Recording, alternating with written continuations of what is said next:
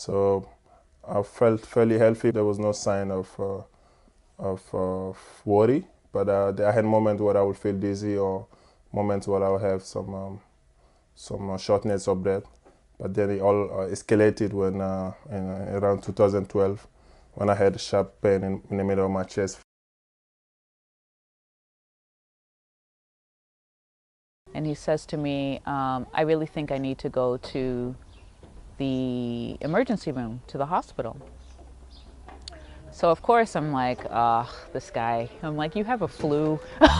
Like, we don't need to go to the hospital.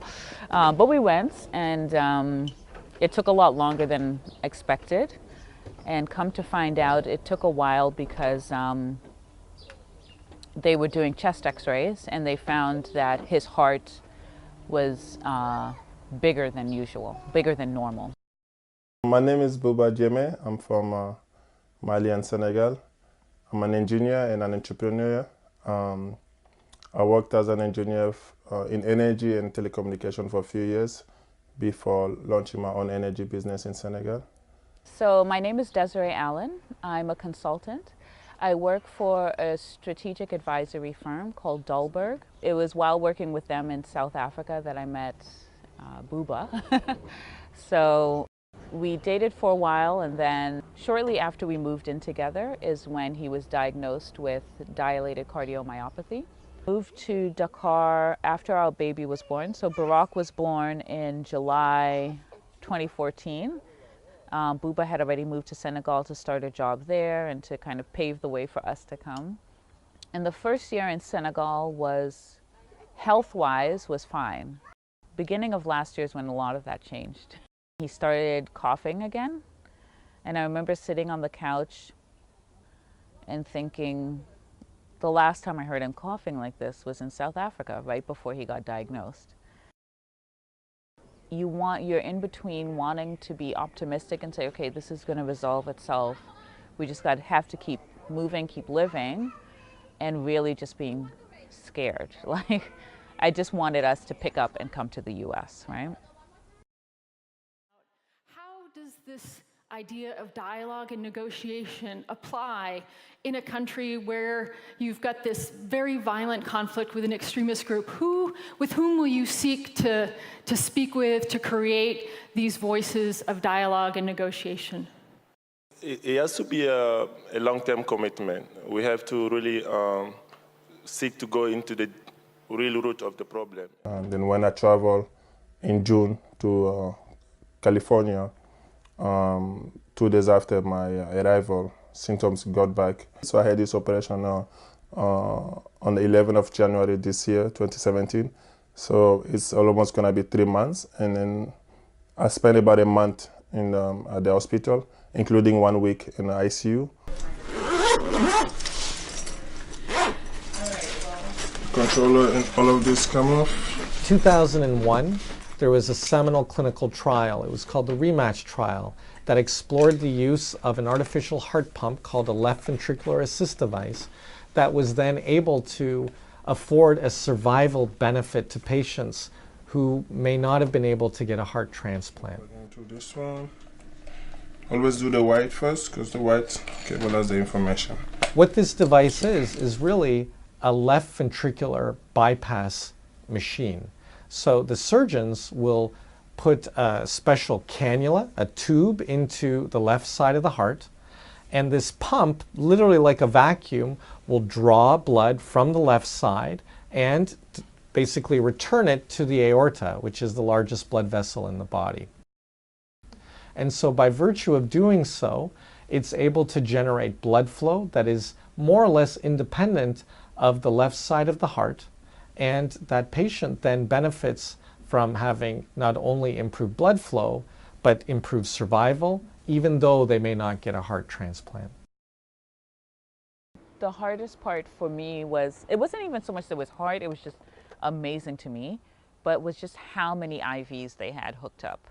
I mean, it was like an orchestra. It was, both sides of the bed were just like tubes and like all of this. And I was just like, my God. But that was fine. I think the hardest part for me was the day that They essentially had to stop Buba's heart. They did it twice because he was having, I think they call it AFib, but his heart was misfiring essentially, so they wanted to restart it.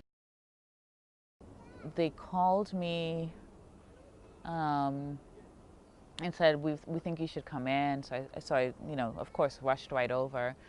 And I'd never seen Buba angry in all the years that we've dated. Like, I'd never seen him like angry like that. He was just so upset because he just felt as though it was a setback, you know? He was doing so well, and then all of a sudden he wasn't doing well anymore. And then I also think he felt as though he understood what was happening with his body, and it was kind of like almost an invasion of that. So there was, I think that was like the worst day. But after that, it was pretty smooth sailing. 3 months since operation, I really feel very good, and I'm ready to get back to normal life, the new normal life. And I use the shower bag, which is this bag here. My son is about almost 3 years old, so he's 2 and 9 months. We're able to run around a little bit more. We're able to play, you know, throw the ball, play, go shoot basketball. Almost any sport except for contact sport and swimming. So I'm still able to be active with him, and I think after the heart transplant I'll be able to get back to that full contact sport if we have to. But so far it's young, so we're able to do a lot of the fun stuff with him. He understands that, you know, Daddy is not well, so he kind of also enjoy looking after me, explaining to people that Daddy has a pump, Daddy has batteries. So this is waterproof, and at the same time I can still see all the alarms and the batteries. And I use this under the shower. I was put on the waiting list since October, so that meant that at any moment there could be a match, and then I could be called for the procedure. The challenge is that there are about 7 million people with various degrees of heart failure in terms of its severity. But over the last 10 to 20 years, the number of transplants in this country have only been about 2,300, and that's been a stable number. There is a gap, if you will, in the number of patients who need a new heart or some type of heart replacement therapy, and those who are eligible and are able to get a new heart. I only have this one to deal with. In my case, it gets trickier because I'm 6'7" and 6'7", so that's not very common to have, and then with my weight, about 230 pounds, so finding somebody in the same frame is not common. Let's finish this time. I think it should be about 2. My timing hasn't been perfect. Let's finish. Did you eat? Did you finish eating? Go eat. Go eat. So there's a lot of frustration. I think just being not able to do what you want to do, being able not to go where you want to go, the freedom of it, it's difficult. Place this in. You realize that the wall is not necessarily built for people with, I would say, disabilities or with restrictions. So that's a frustration to deal with, but it's an adjustment that we go through, and I think it makes you stronger and makes you tougher as you deal with it. In case any of these batteries are faulty or running low. You know, it's really hard because Buba and I are both really committed to living in Africa, living in West Africa, but above that, contributing to development there. It's really hard that when you're being impacted personally by the lack of infrastructure and technology, there's a piece of you that says, okay, I just want to take advantage of my privilege and go back to the place that has everything we know we need.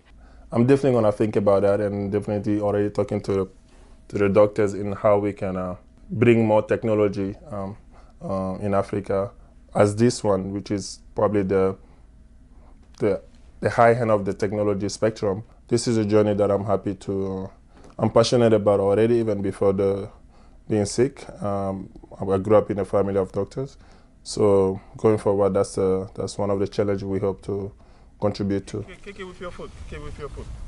Let's play football. Wow, what's that?